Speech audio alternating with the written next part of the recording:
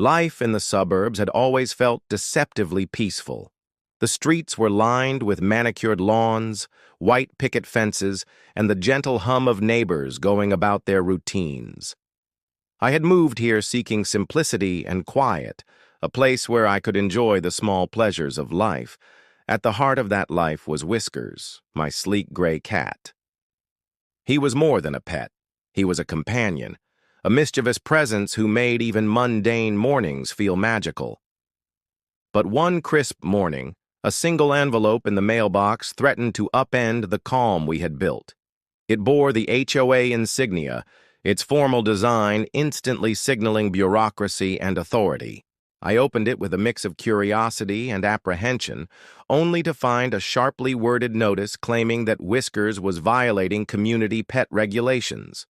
Terms like unsupervised roaming and disturbance to community tranquility were cited.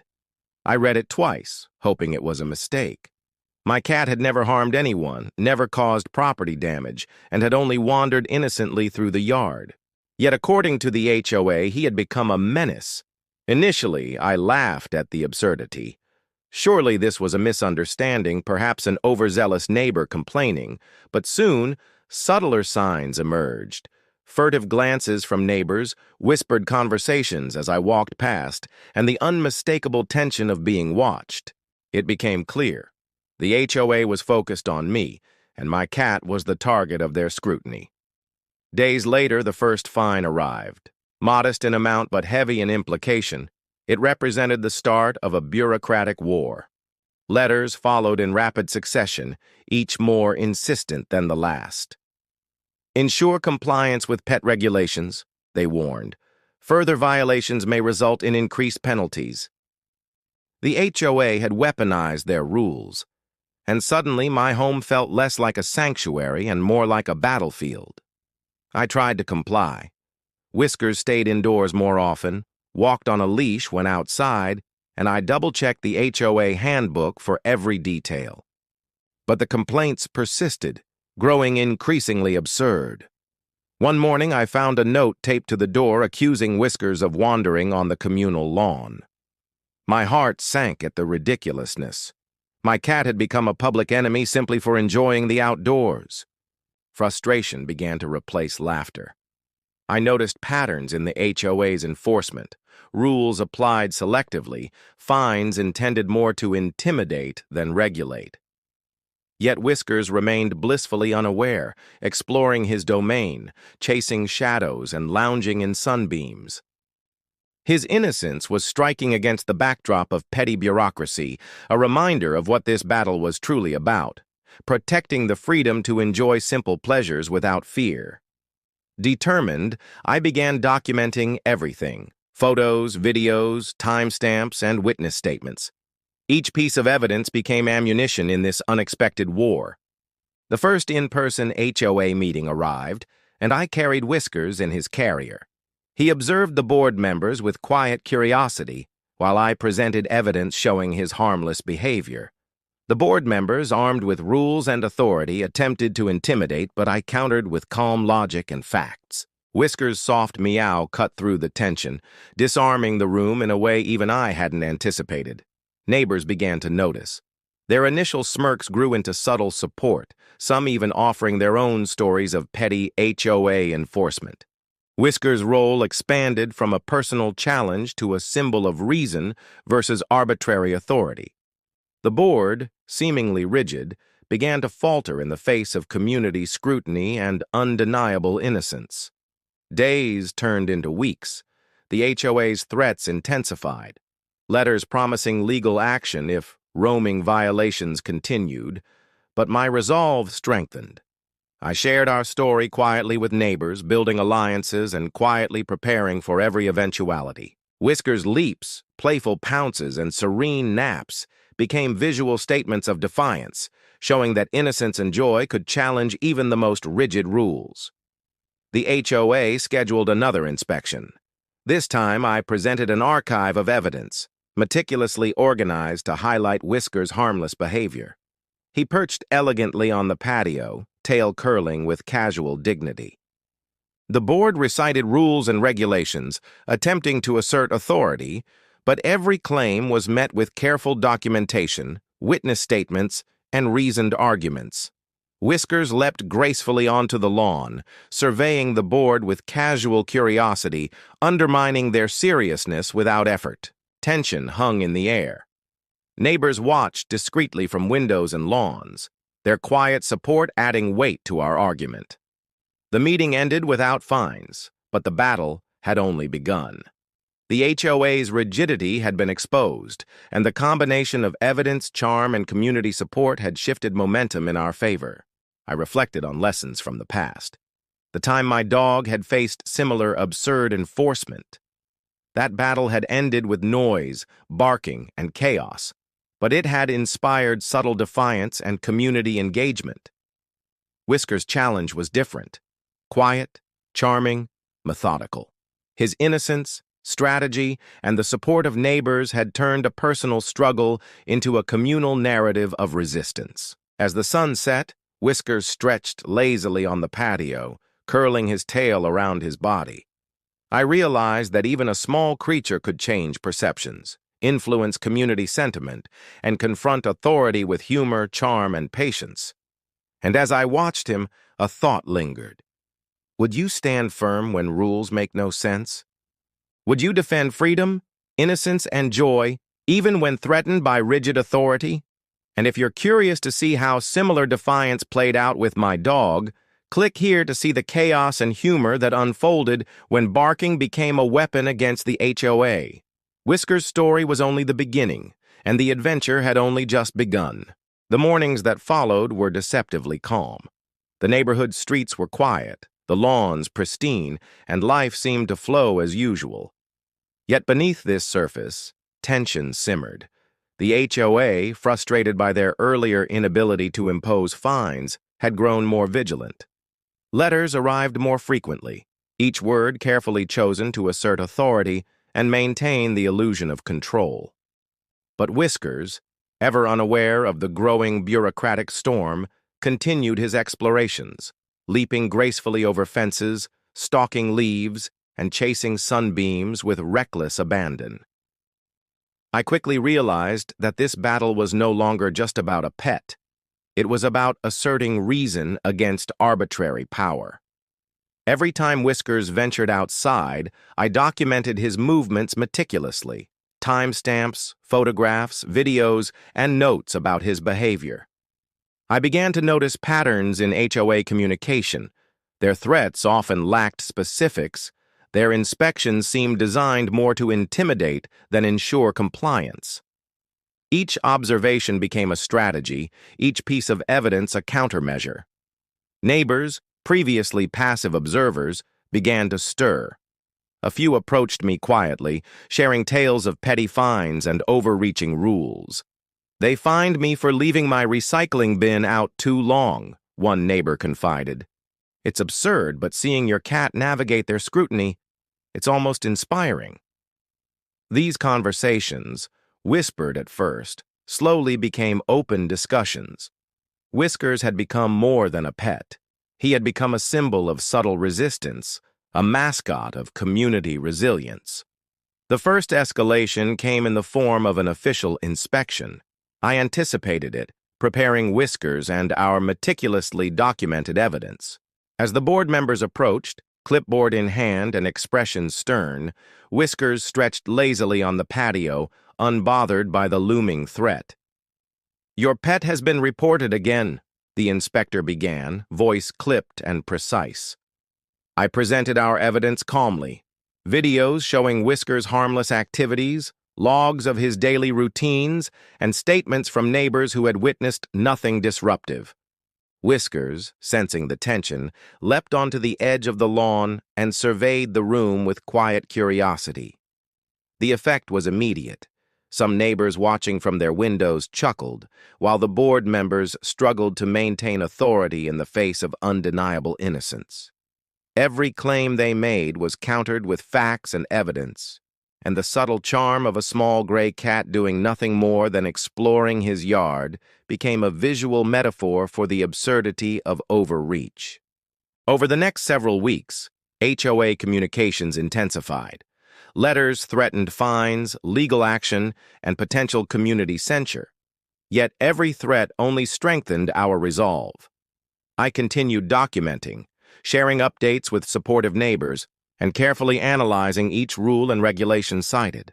Whiskers' playful presence remained central to our efforts. His daily antics highlighted the triviality of the HOA's complaints and reminded everyone that joy and freedom were not crimes. The community began to subtly rally. Conversations that had once been cautious whispers turned into shared laughter on front lawns.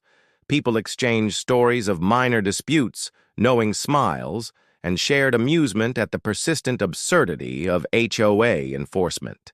Whiskers' story had evolved from a personal struggle into a communal tale, a small cat challenging an overreaching authority, inspiring humor, patience, and quiet defiance. The pivotal moment arrived one late afternoon. An unannounced visit from the HOA board coincided with Whiskers' most daring adventure yet. He leapt from the patio to the lawn, chased a drifting leaf, and paused dramatically atop a low fence, surveying the neighborhood.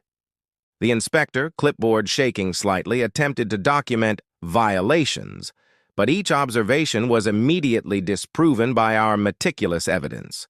Whiskers' playful poise and innocence turned the scene almost theatrical, revealing the fragility of the board's authority. Even the most rigid neighbors began to engage. Children followed Whiskers on bicycles, neighbors peeked from windows, and quiet smiles appeared on porches.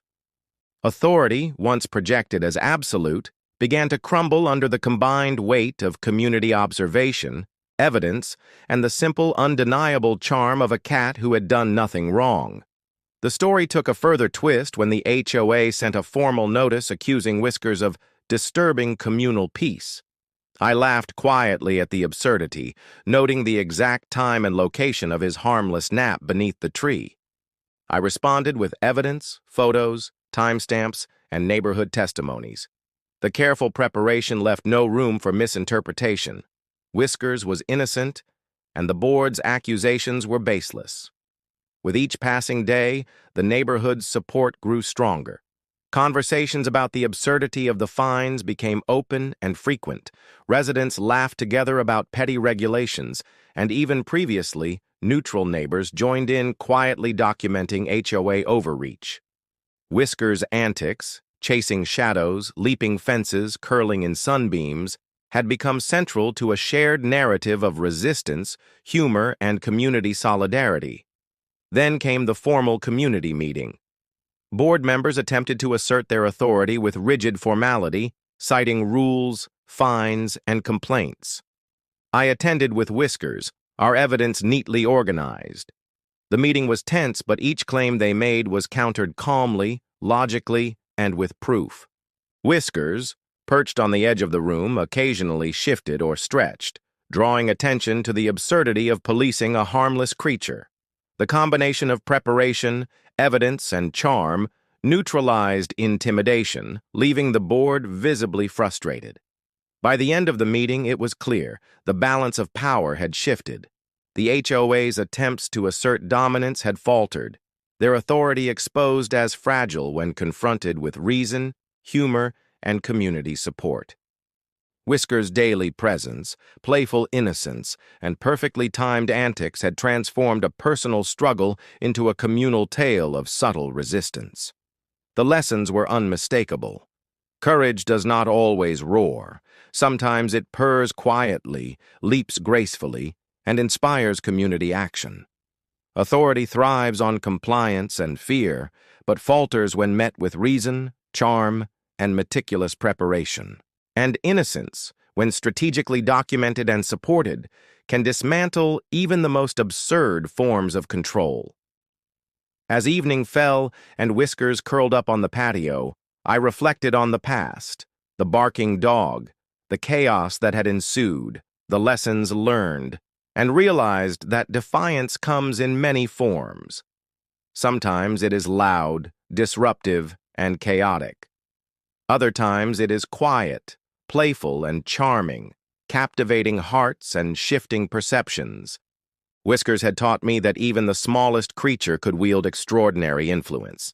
And if you're following this story and wonder how similar resistance unfolded with a dog, click here to see the chaos, humor, and defiance that unfolded in my previous battle against the HOA. Whiskers' adventures had only just begun, and the story was far from over. The weeks following the last HOA inspection were deceptively calm, but beneath the surface, a storm was brewing. The board, humiliated by their prior failures, grew increasingly desperate to assert control. Letters became more frequent, their tone sharpened with passive-aggressive threats, and inspections loomed like shadows over every sunny morning. Whiskers, blissfully unaware of the bureaucratic tempest, continued his daily escapades. Each leap, stretch, and playful chase seemed almost defiant, a subtle declaration that joy and freedom could not be confined by arbitrary rules.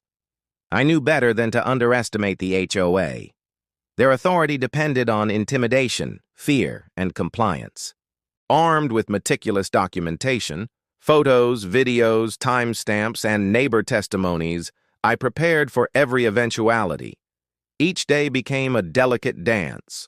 Whiskers explored freely, yet every action was observed, recorded, and cataloged to counter the inevitable complaints.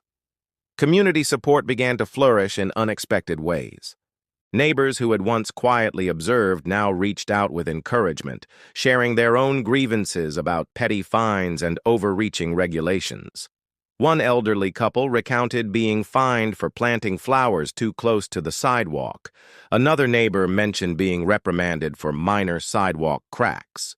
The absurdity of these rules, highlighted by Whiskers' harmless presence, began to spark a collective awareness. We were no longer isolated. Our struggle had become a shared narrative, a quiet rebellion against unreasonable authority. One afternoon, the HOA attempted a surprise inspection. I had anticipated it. Whiskers was positioned on the patio, basking in the sun, while our evidence, photographs, logs, and video clips, was meticulously organized. The board members approached, clipboards raised, expressions stern. "Your pet has been reported again," the lead inspector said, voice clipped. Calmly, I presented our evidence, showing Whiskers' harmless exploration and playful behavior. Whiskers, sensing tension, leapt onto the edge of the lawn, surveying the scene with a serene curiosity that undercut the board's authority. The inspector's composure wavered. Neighbors, observing from a distance, stifled laughter. The juxtaposition of rigid authority and innocent play highlighted the absurdity of the situation. Every complaint the HOA raised was neutralized by careful documentation and Whiskers' perfectly timed antics. It became increasingly clear that their control depended more on perception than substance, and perception was rapidly shifting in our favor. The HOA escalated further, sending formal notices claiming that Whiskers had caused disturbances and disrupted community peace. I documented every claim meticulously, providing time-stamped evidence, community testimonies, and references to local pet ordinances. Whiskers, oblivious, continued his playful routines, his innocence becoming the central argument against unreasonable authority. As days turned into weeks, the community became subtly more involved. Children followed Whiskers on bicycles, neighbors observed his movements, and discussions about HOA absurdities became commonplace on porches and sidewalks. Whiskers had become more than a pet. He was a symbol of reason, freedom, and playful resistance. His daily antics inspired unity, laughter, and quiet defiance, slowly eroding the aura of absolute authority the HOA had once projected. Then came the pivotal confrontation, a formal community meeting scheduled by the HOA to address pet compliance. I attended with Whiskers, our evidence meticulously prepared. Board members attempted to assert dominance with rigid formality, citing rules, fines, and past complaints. But each claim was countered with reason, facts, and visual evidence. Whiskers, perched elegantly on the patio outside the meeting room, occasionally wandered in, drawing attention to the absurdity of policing a harmless animal. His presence undermined intimidation with effortless charm. Neighbors attended the meeting, quietly supporting our case. Smiles, nods, and subtle gestures of solidarity gave weight to our arguments. The board, sensing a shift in perception, faltered. Authority, once projected as absolute, was revealed as fragile when confronted with reason, evidence, and communal support. Whisker's playful innocence became a visual metaphor for the absurdity of overreach. By the end of the meeting, the HOA left without issuing any fines. Their attempts to intimidate had failed. Their credibility diminished. The narrative had shifted decisively. What began as a personal struggle had evolved into a communal story of subtle rebellion, strategy, and humor. Whisker's presence had transformed a bureaucratic nightmare into a tale of charm, innocence, and resilience. In the following days, I reflected on the lessons learned. Courage need not roar. Sometimes it purrs quietly, leaps gracefully, and inspires community action. Authority thrives on compliance and fear, but falters when faced with reason, charm, and collective observation. Whiskers had taught me that even the smallest creature could influence perceptions, shift communal sentiment, and dismantle absurd rules without aggression. As the sun dipped below the horizon, Whiskers curled in the patio's last warm rays, tail wrapped neatly around his body. I remembered the earlier battle with my dog, the chaos, the barking, and the way simple acts of defiance had galvanized the neighborhood. Whisker's story was quieter, but no less powerful. Every leap, every stretch, every playful pounce had become a tool of subtle resistance, a lesson in patience, strategy, and the enduring power of innocence. And if you've followed Whisker's journey so far and wondered how similar defiance unfolded with my dog, click here to witness the hilarity, chaos, and community defiance that ensued. Sometimes rebellion comes with a meow, and sometimes with a bark, but its impact can be just as profound. The tension with the HOA wasn't fading. It was growing louder, like the echo of a storm that refused to pass. After the cat incident, I thought things might calm down. But Karen wasn't done. She had shifted her obsession from the cat to my dog, as if she needed a new reason to declare war.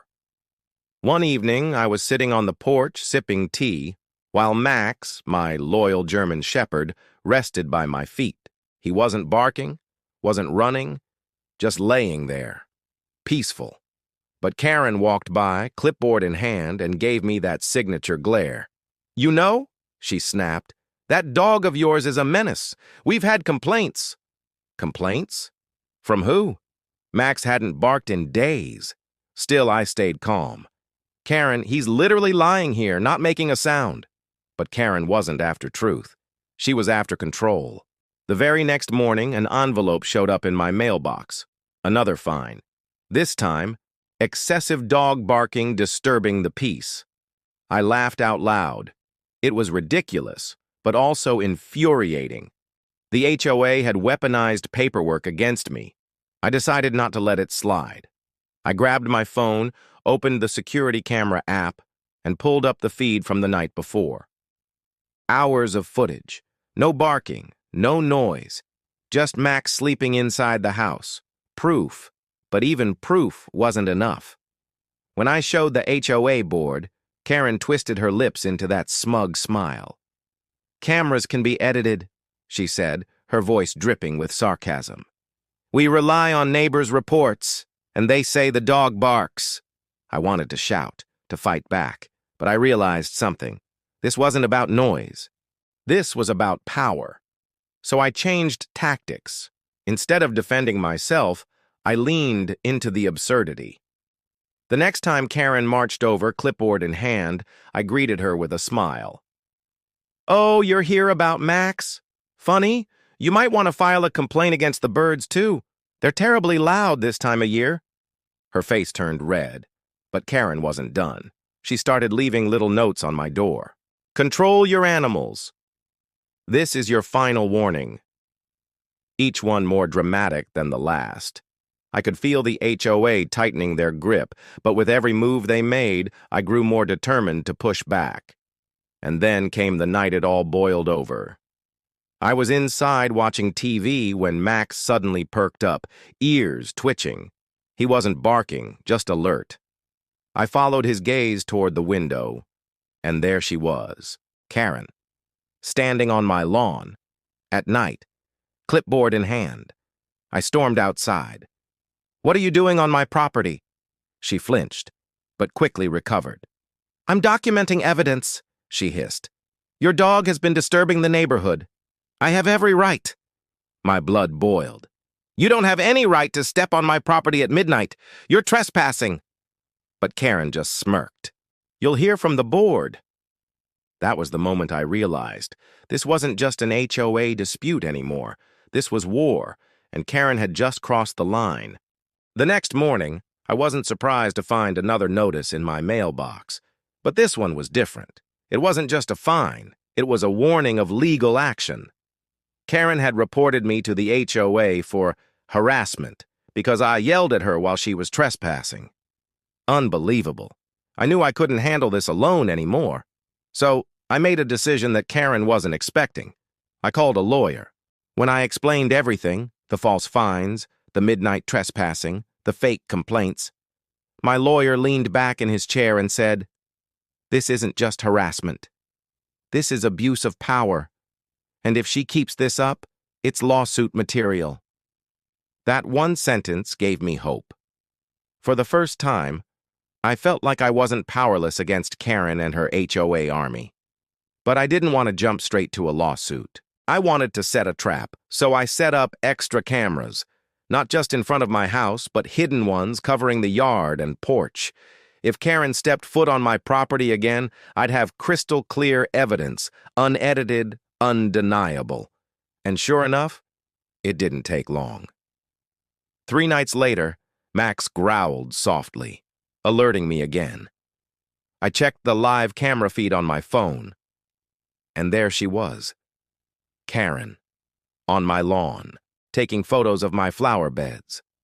I stepped outside slowly, making sure my phone camera was recording too. "Karen," I said calmly, "you do realize you're being filmed right now?" Her eyes widened for a second before she put on that fake confidence. "I'm conducting an inspection. The HOA has every right—" I cut her off. "No, you don't. And now I have proof of trespassing." For the first time, I saw her lose composure. She sputtered, trying to find words before finally storming off into the night. And I knew. This was the beginning of her downfall. The following day, I didn't wait. I walked into the HOA board meeting with my lawyer by my side. The room went silent when I pulled up the footage. Karen, on my property, at midnight, taking photos with no authority. The lawyer's voice was steady, powerful. "Ladies and gentlemen, this is criminal trespassing. If further false reports or harassment continue, we'll be taking this to court." The room shifted. Whispers, nervous glances. Even the board members who usually backed Karen suddenly looked uneasy. For the first time, Karen didn't have a comeback. No smug smile, no sarcastic remarks, just silence. I had finally cornered her. But deep down, I knew Karen wasn't going to back down quietly. She was plotting her next move, and when she struck again, it was worse than anything I could have imagined.